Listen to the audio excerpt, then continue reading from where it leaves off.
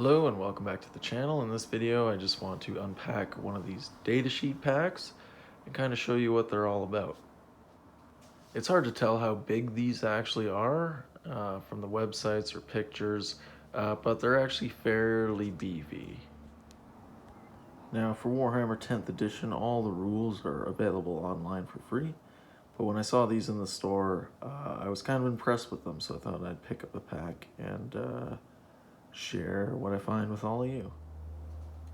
Now, all these datasheet packs are approximately the same size.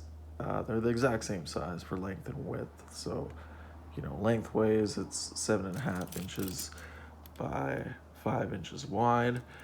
But they'll vary on how deep they are, how much stuff comes. So for this, just under 2.25 inches thick.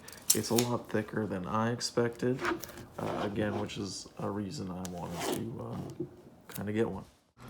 Now keep in mind, these are not necessary to play Warhammer 10th edition, not yet anyways. They're just kind of like an easy tool to help you out when playing the game, right? So once you make your army, you would select the cards out of this that you would, or the data sheets you would need out of this that, match the army you built, and you just take those ones with you. Like, you're not supposed to take this whole box with you.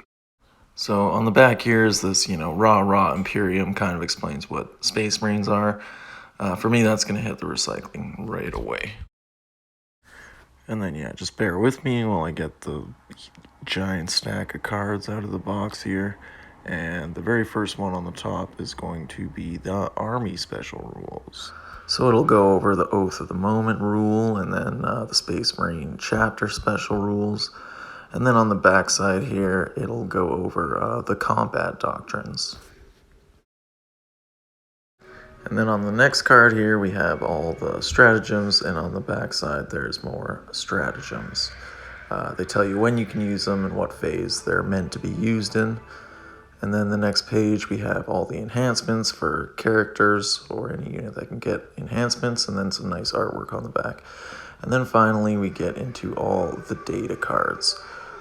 So they appear exactly as they do on the internet. So again, this isn't mandatory purchase at all. This is just more, a convenience purchase. But you could very well print all these off yourself, or even just jot them down and take them with you, the ones you need. But again, these are, just want to stress, they're not mandatory, and they're all available online for free.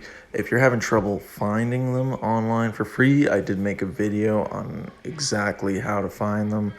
If you feel like you're doing all the right stuff, or where the rules were before and it just says no posts or no data available, it's probably because you have to select the region and you have to be in the United Kingdom region for any of the downloads to show up. So we're just going to flip through a few of these. I'm not going to go through all of them because that would be a pretty long, boring video, but you guys can feel free to look online at these yourselves. For me, I think I am going to probably pick up at least the Tyranids ones and the Blood Angels ones, which is my two main armies, Blood Angels and Tyranids, just for an ease of convenience. Now, this last page before it gets into chapter-specific units is just all the ranged weapons, data sheets.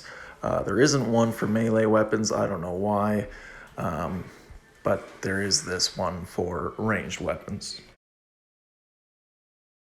After that card, we start getting into chapter-specific data sheets. So these are going to be for the Space Marine chapters that probably aren't going to be getting their own codex in the future. So here we have a bunch of Ultramarines characters, all the standard ones that we know and love, including the Big G Gilliman. And then we also have some Raven Guard, Iron Hands, Imperial Fists, and of course Salamanders at the back there. So if you are interested in buying some of these, I would suggest check out your local hobby store. You can usually get them a little cheaper than GW themselves. For instance, like these are $30 Canadian on the Games Workshop website. I went to my local hobby store and ended up paying $25 for them. So not a huge discount, but in this hobby this expensive, every dollar counts, and the The less money you pay on stuff like this, the more you can afford to spend on miniatures. Please like and subscribe. Helps keep me motivated to keep making any sort of videos. I know soon I will want to get back to the roots and start showing some more magnetization videos. But for now, I'm just trying to make any interesting videos I can think about, and leave any comments you wish in the comments section. All right, thanks for watching. Take care.